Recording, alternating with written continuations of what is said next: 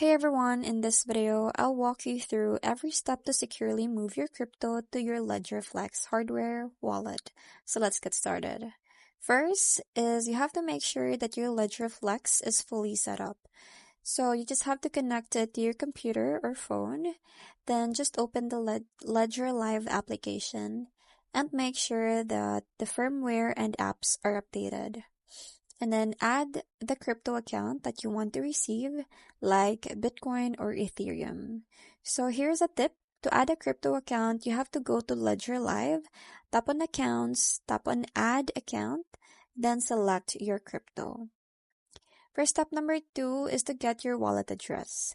So in the Ledger Live, you have to go to your crypto account, then tap on Receive, then just confirm the address on your Ledger Flex device. Then you have to copy the address exactly or the QR code. So just a reminder that never share your seed phrase.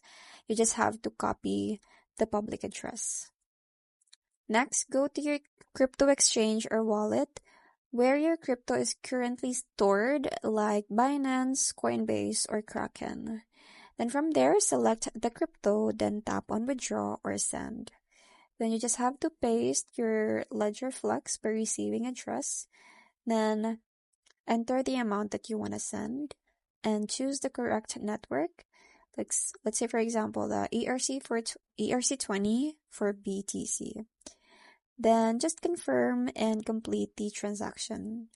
So just a warning, you have to always double check the network and address because a mistake here could mean losing your funds.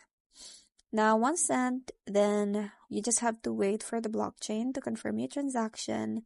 So this may take a few minutes depending on the network. Then you will see your balance appear in the Ledger Live when it's received. And that's it. You've successfully transferred your crypto to your Ledger Flex wallet. I hope you find this video helpful. Thank you for watching, and I'll see you in my next one. Bye!